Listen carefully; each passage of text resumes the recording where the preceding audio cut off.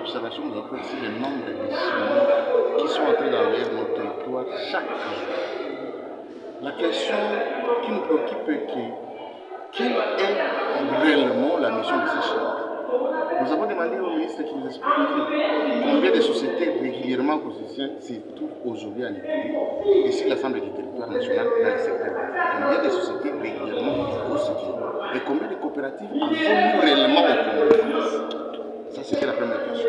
Ça nous préoccupe parce que aujourd'hui, vous savez, même dans des sites où il y a les sécurités, vous trouverez qu'il y a des dangers.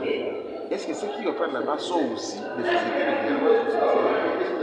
C'est une question qui nous préoccupe. La deuxième question est celle de savoir il faudrait combien de temps qu'on parle des permis de recherche ou des permis d'exploitation. Parce que nous constatons avec moi que nous avons des sociétés, nous avons des entreprises qui sont à l'intérieur aujourd'hui avec des permis de recherche, mais qui transforment ces permis de recherche qui deviennent des permis d'exploitation sans pour autant que les titres soient transformés. C'est une question qui inquiète. Est-ce qu'il y a-t-il des documents attestant que les permis de recherche doivent rester à vie? C'est une question que le ministre devait nous expliquer. Et la question la plus pertinente, c'était à ce qui concerne une question par rapport au carré minier 39 qui se situe dans la cheville dans la commémoration. À cette question, le ministre doit nous dire exactement ce carré minier 39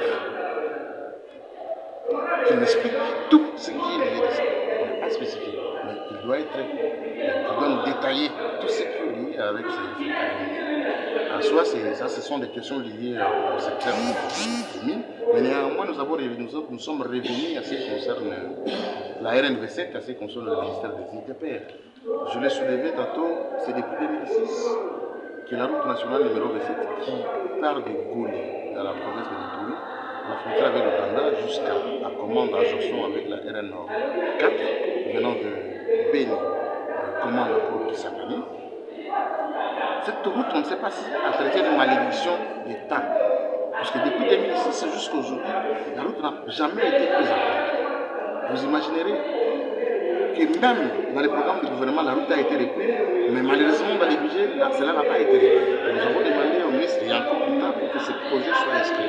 C'est la seule route qui nous met en jonction avec les ports de Mombasa pour une intégration régionale de notre pays. Notre pays a une porte de sortie sur l'océan Atlantique et l'océan Pacifique.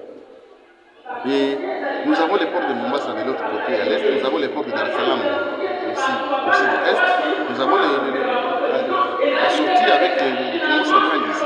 Mais si nous voulons réellement être intégrés sur le plan régional, sans construire la route RN7 et la RN4, donc nous n'avons pas encore le souci d'intégrer ces pays.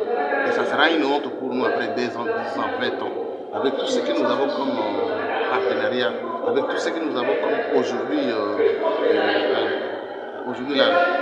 la libre circulation des personnes et des biens, c'est la RDC qui sera perdante. Donc c'est une condition sine qua non que si nous voulons notre pays soit développé et que cette route-là soit prise en compte. En gros, c'est ce que nous avons fait pour que nous intervenions dans ce secteur. Nous avons demandé à la ministre une question qui nous parle de ces carrés miniers. C'est par rapport aux ressources que nous saurons qu'est-ce qu'il faut faire.